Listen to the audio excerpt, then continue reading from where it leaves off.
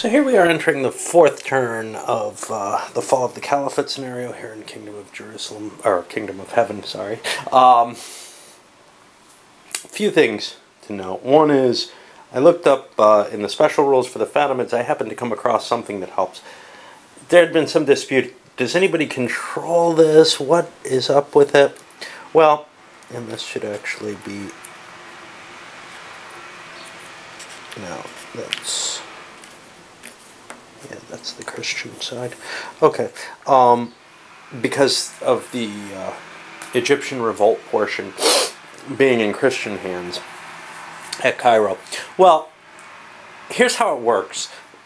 They specifically state that control of Cairo doesn't give victory points.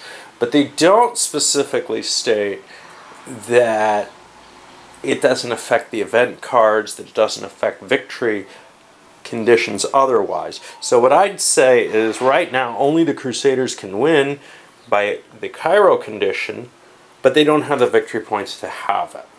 So if they were successful elsewhere and kept control of Cairo, they would win. They're not in that position. Okay. The second is the replacement troops. Well, there were only 3 units that mustered, and those 3 units, 2 of them go to Shawar, who has a lot of the advantages in this civil war, which is one of the reasons the Christians took him. So they're not that weakened in Cairo anymore, and you can see the other side, Dirgam, I think, has an extra unit. He can't command that many units, so he can't leave there, but it has an effect. Over on the rest of the map, the Crusaders, or Christians, have largely denuded a lot of their castles to get enough troops to try to defend their main cities.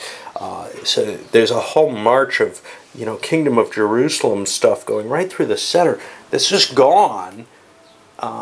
They're not giving up the victory point spaces, but they've also removed a Templar castle, or reduced a Templar castle and a Hospitaller castle, just to get enough forces to really provide a barrier at Jerusalem and be somewhat of a pain. To the north, we see Tripoli's also done that a little bit, but the Seljuks responded by reducing some of theirs so that they have enough force to maybe succeed in pushing through and doing something. It's a weird scenario because it feels like there's fighting going on here that's of importance, but none of it matters if you don't have Cairo. I mean, if you can't hold Cairo, you can't win this scenario. That's the issue. So you'd think the focus would be on Egypt, but it doesn't feel that way because the Seljuks can't get there easily. Alright, there may have been something else, but I don't remember what it is, so I'll just pause here. Now the game's, this turn kicked off with things that are kind of feeling weird enough to fit into this scenario because of the Egyptian revolt, etc. So, the first thing that happened was the Crusaders made another shot at Armenia. They didn't get them. But then, we have, we'll get to that. An attack by, I can't remember his name, Dorgam, on Cairo, setting the siege. He couldn't make a call to surrender. That's putting the screws on. So the Byzantines, using a Venetian fleet, sail down to Damietta and land there. They're allowed to do that. It counts as a friendly port because all of Egypt is friendly to everyone right now. So they can just slide in, and perhaps they're going to try to slide down and break that siege as a relieving force. Weird situation there, but Almeric can't really afford to move into Egypt at this point. He's just too threatened. Well, the siege was proceeding, but then the Christians played an active subordinate card, allows them to move 2 forces. One of them went off to siege Homs. This is Tripoli's army.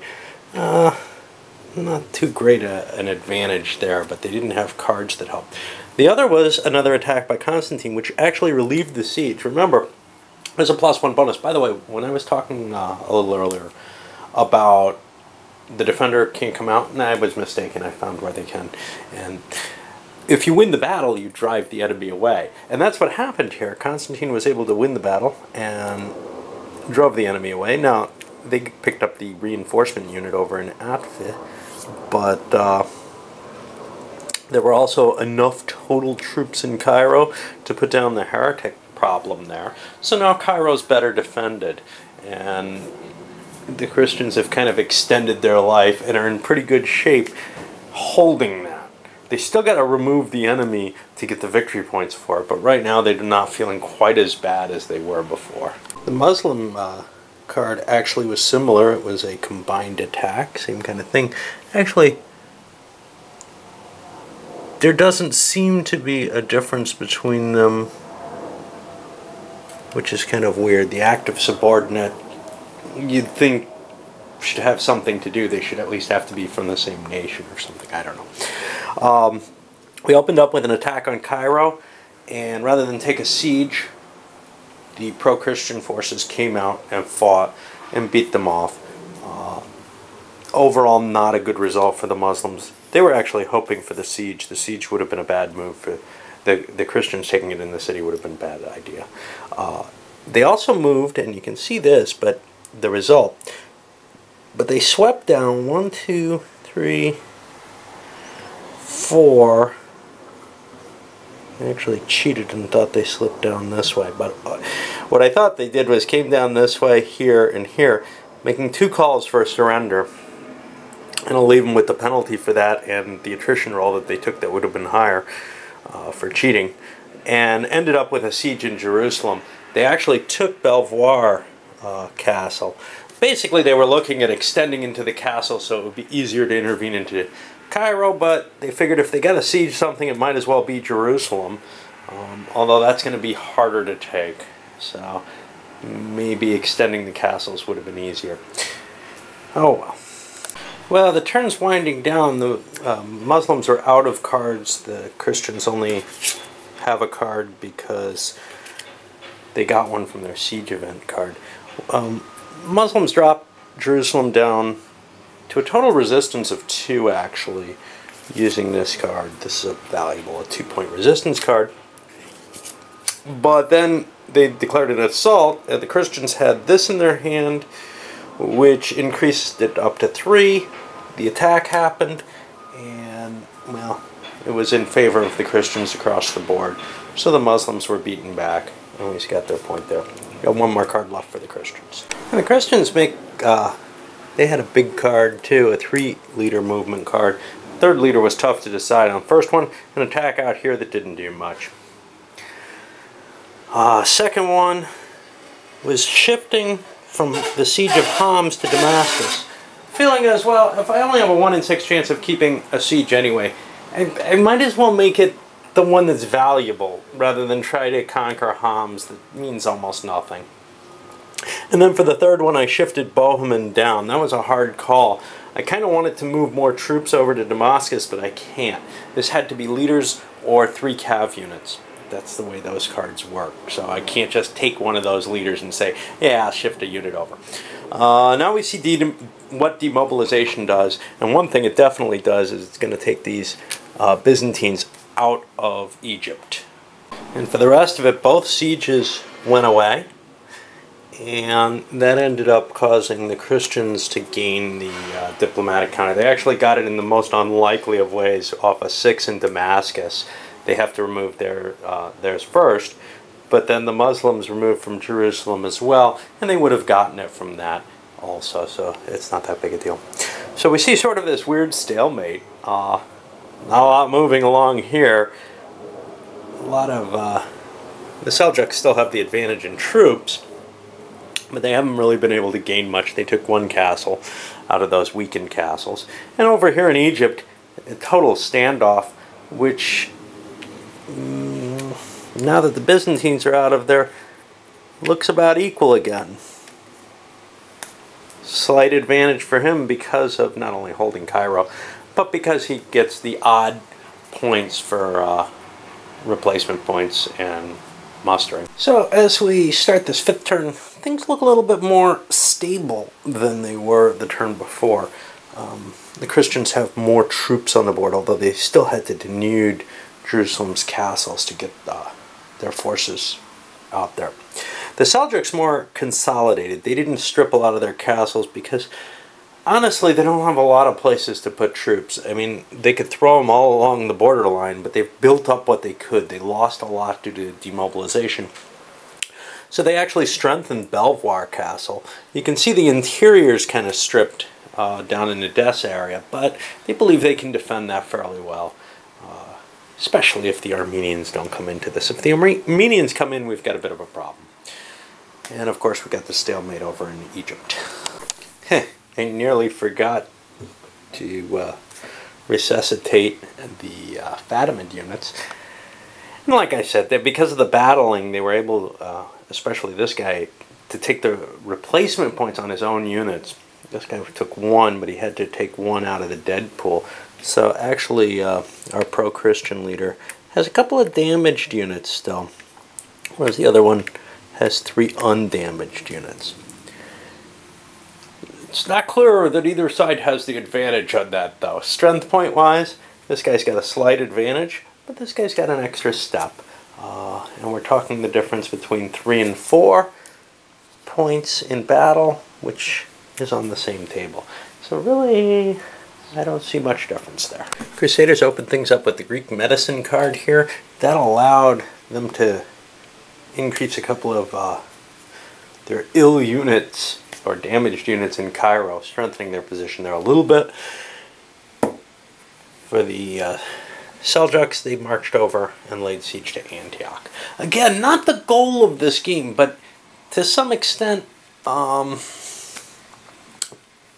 they don't feel like they have the clear advantage here facing Almeric. They won't be able to brush through and handle things. But if Almeric moves into Egypt, maybe they can chase him.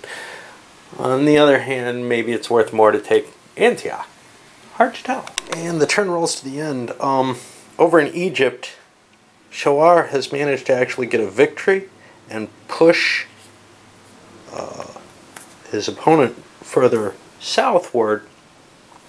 What's going on here, he didn't want to go into the castle because that's almost doom. You want to fight field battles as much as you can, I think, if you're on the defensive. So he pulled back. He's got a limit to how far he can go, though, it looks like. I don't know. There could be some sort of weird action going on with those, where he's safe forever. Over here, the Muslims continued their siege. They never got to a point where they could roll on the table. They have too few troops in order to get the siege. What the Christians did, though, was they managed to get Armenia on their side, and you can see them there. They spent their diplomatic advantage token for that. That gives them a little bit more strength in the area, but it's hard to get down to Antioch from either of these spaces. 1, 2, 3, 4, it's too far, and same here, 1, 2, 3, 4, too far. So they just didn't have the cards, the ability to march down there and relieve that siege with a single card. Now, you know, they could set up a siege, say, of Gaston or something, or position themselves at Alexandretta and march across, but they were low on cards and had other things they could do over in Egypt. Anyway, that's where we're stuck. We'll see whether the Seljuks maintain their siege and what the demobilization affects. Well, after demobilization, very unlikely, but the Seljuks managed to maintain their siege. They only had a 1 in 6 chance of that happening. Now we move into turn 6, and you know, it just doesn't feel like this scenario is going to be resolved in a victory for either side. I don't know what it ends up meaning, but certainly not the historical result where the Seljuks were able to unite the Caliphate along with their own equivalent title. Anyway, guess I'll load this one up.